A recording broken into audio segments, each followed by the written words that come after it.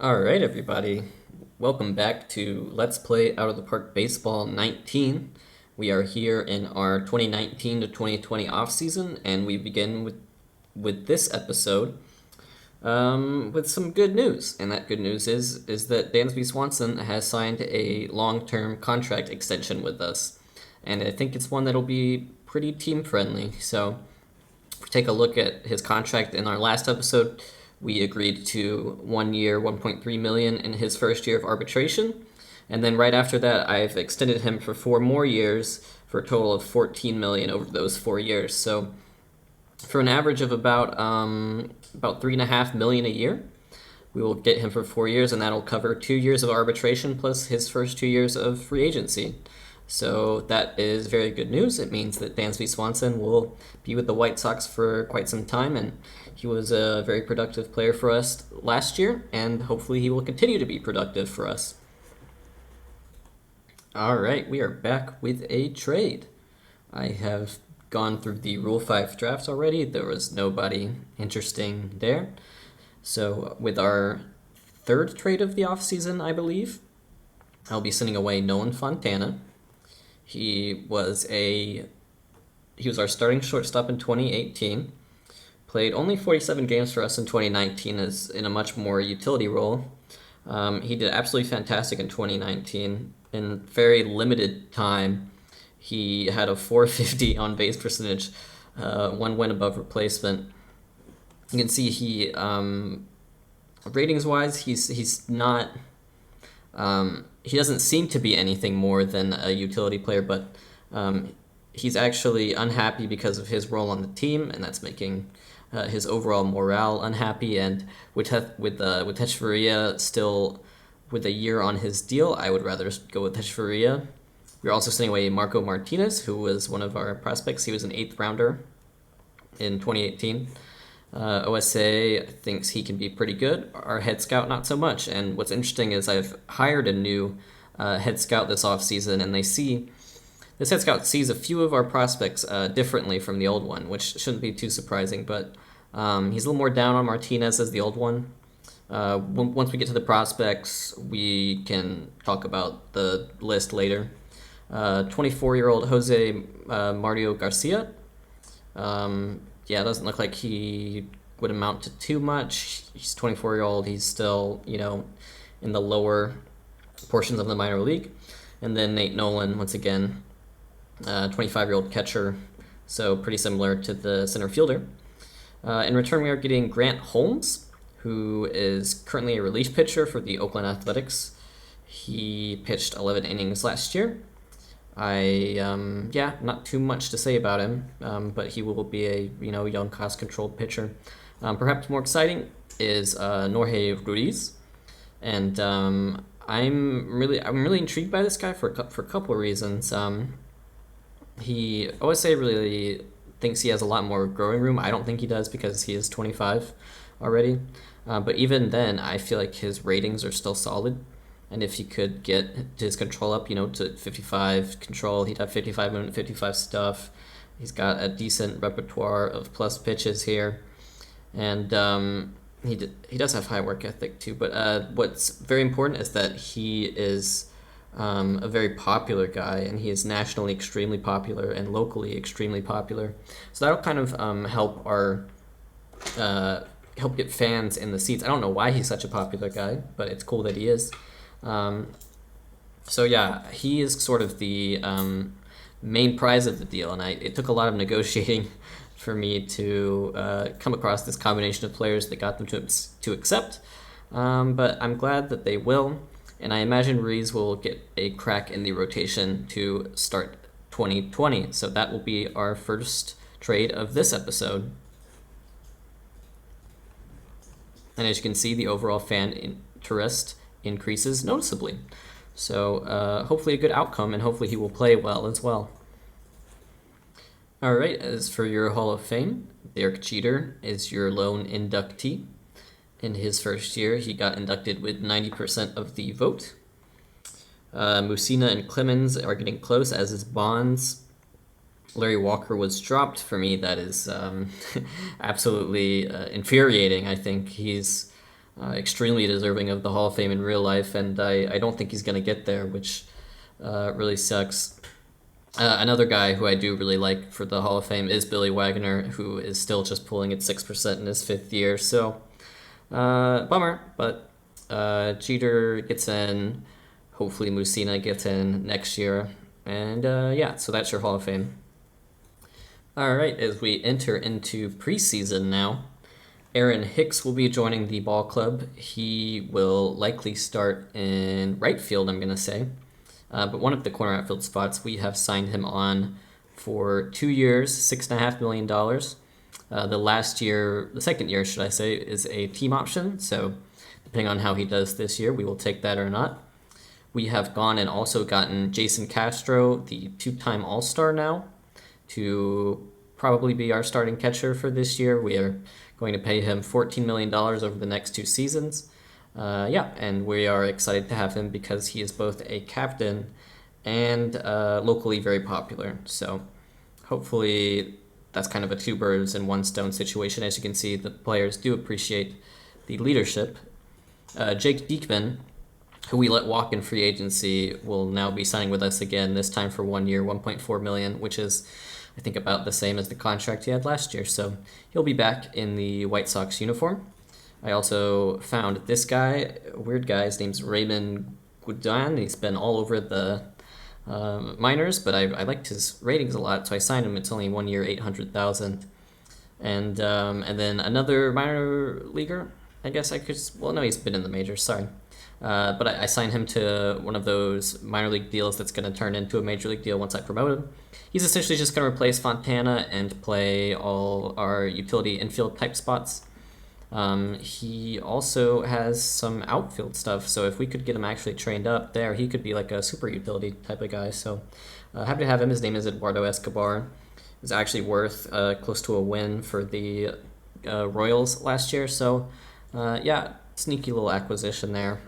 So that's going to be the bulk of our free agency right there, and our team is starting to shape up. All right, everyone, we have made it to spring training, and now I would like to go over everyone who's on the spring training roster, and then that will end the episode. So it hasn't quite been as eventful of an off-season as the previous one. I felt like this team was maybe more, just a few pieces away from being competitive than in need of a total overhaul. So we have made some big acquisitions in the form of guys like Castro and Calhoun and Matz and Ruiz.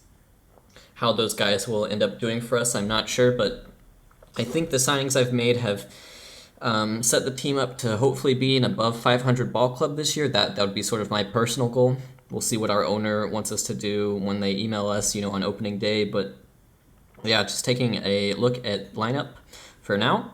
This is what I will be setting up. This is what I'm sort of visualizing as the lineup for opening day, at least against right-handed pitchers. So I'm going to have Rutherford as our leadoff man. He struggled last year, did well in AAA, didn't do well at the majors level. But yeah, our new scout really seems to like him. Seems to think he still has some room to grow, particularly in terms of his home run power and his discipline. He is definitely solid enough to play center field for us as far as defense goes. He played left field for us last year, so he'll have sort of not as great offensive expectations, but he'll need to do better in the field. So Rutherford and Jimenez are the guys who sort of, this is their chance to really be full-time MLB players and make their steps forward. And I think that's what a lot of the team's success hinges on this year. Joe Moncada, our best player, I would say.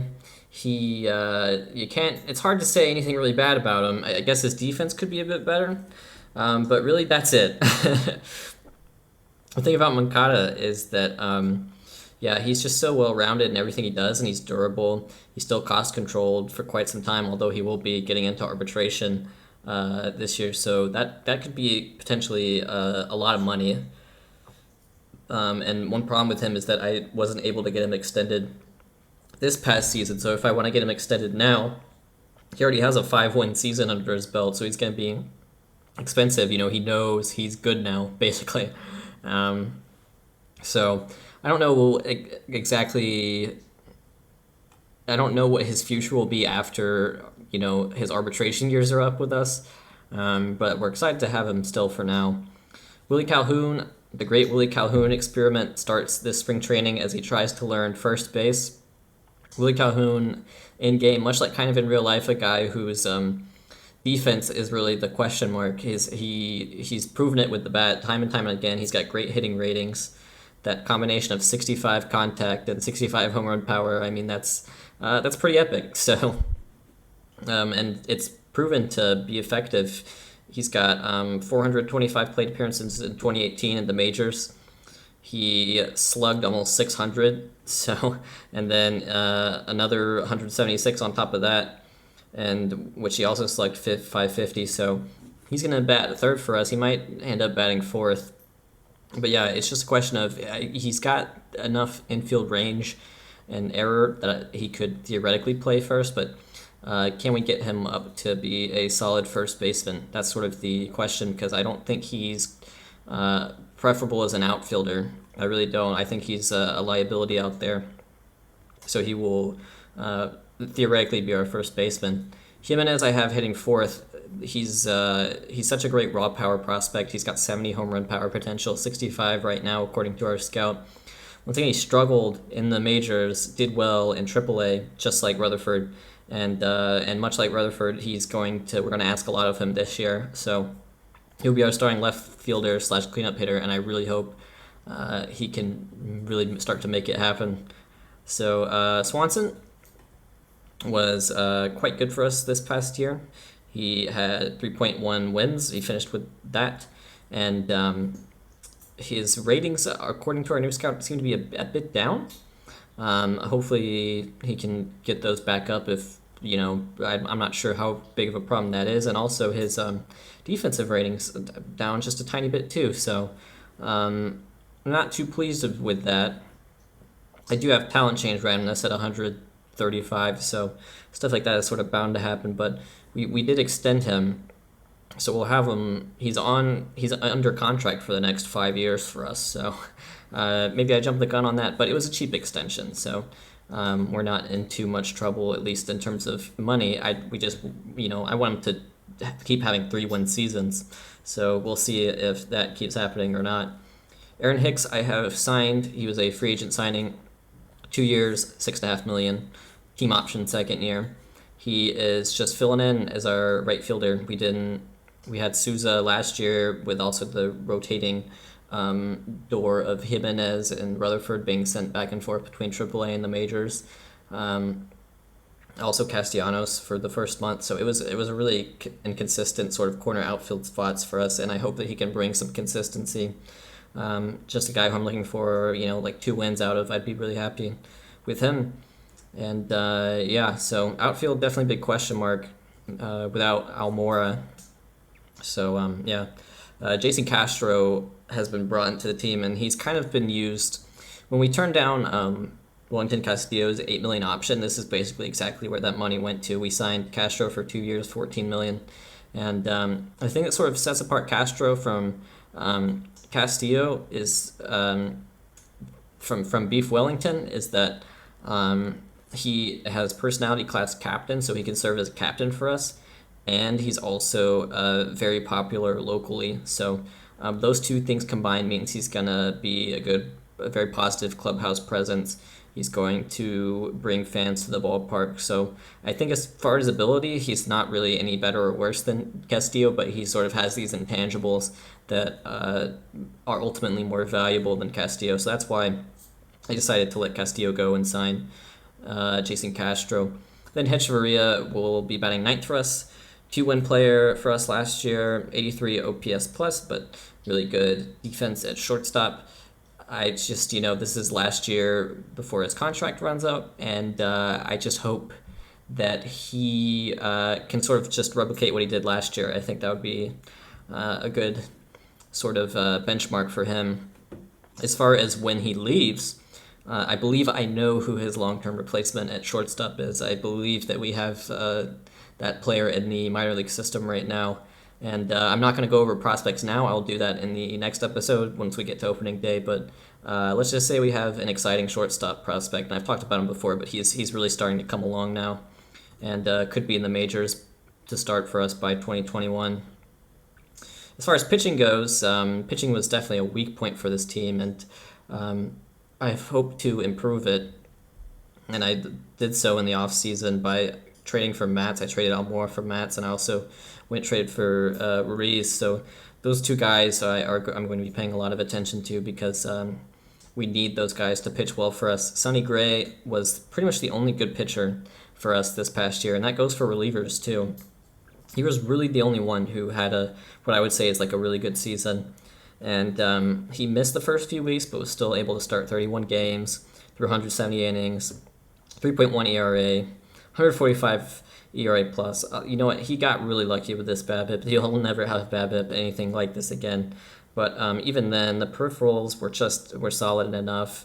The home run suppression, I think, was really key when you look at his numbers from 2018 in New York versus 2019 in Chicago. So, yeah, I mean, under contract 2 more years plus with a third team option. So, keep it up. I might see we wouldn't be shocked to see some regression this year, but if he can, keep that ERA under 4, I mean, he's our best pitcher. He's our ace.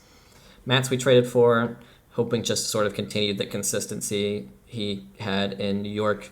So, yeah. Giolito, I'm going to give the third spot in the rotation to, at least for now.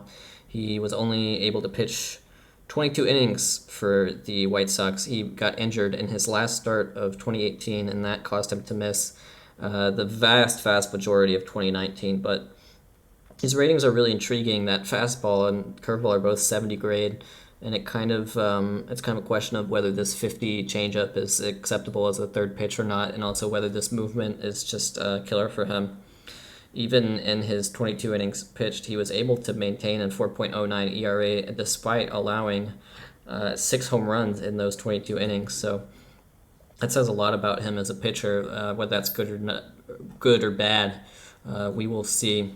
So we're going to give him that spot. But honestly, this third spot through this fifth spot, it's very fluid right now beyond Mats. It's just like this could be a lot of players at various points in the season. Noe Ruiz, we traded for. He looks like he can be a really solid pitcher. He's extremely popular locally. I'm not entirely sure why. But yeah, he's just the fact that he made his MLB debut last year is cool because that gives us a lot of team control, so which is good for a young starting pitcher. Max Fried I've put in the 5 spot for now. He was bad last year. He walked too many guys, and his control is only a 45. But I like that he's lefty. I like that he's extreme ground baller. He's very similar to Fulmer, but I like him just a bit more than Fulmer for now. So let's get to guys that are basically in the bullpen, or essentially by being in the bullpen aren't in the rotation, but a lot of them could be in the rotation at various points this year. So Grant Holmes came along with us in the Ruiz trade. We'll see, what his future is with us. Gerson Moreno, really nice ratings. He, all things considered, he only was able to pitch 21 innings for us this past year. He spent most of the year Double-A, pitched 2 innings in Triple-A, but then we called him up from Double-A, and it was just really interesting. He, the perfs were good. 4.14 BABIP was really kind of what killed his ERA, but it's such a small sample size, he could easily get himself a spot in the bullpen. He's got the ratings necessary. I think he looks really solid there. Victor Arana was our Rule 5 draft pick. He was pretty bad. 3 home runs for 9 innings is dreadful. It is dreadful. So I'm not sure what his future is with us. I think, unless he has a really nice spring training, he starts in AAA. Reynaldo Lopez, similar situation, although he did pitch well in AAA this past 2019. He pitched 65 innings for us in 2018. He wasn't good. So, but he's on the radar. He's still on the 40-man. Sandy Alcantara we traded for at the trade deadline. Let's review the specifics of that deal. Will D. Smith, who actually got Rule 5 from us, which I'm bummed about. I should have added him to the 40-man, and I didn't, so that was stupid of me, but you know what? You make mistakes. We traded away Mike Ford and Luke Mann, and but Alcantara was kind of the focus of that deal. I think he can become a really key reliever for us. He didn't pitch well for us, but he's got ratings that seem like he could do it. He's in real life he is a pitching prospect for the Marlins. Jace Fry pitched 48 innings for us last year. It wasn't particularly good. There's nothing special about him. it's which is mean to say. Raymond Goudouin, Dominican Republic, we signed him for 1 year, $800,000, and he's been in the minors pretty much his whole career. He's pitched 16 innings for Houston in 2017. Okay, huh?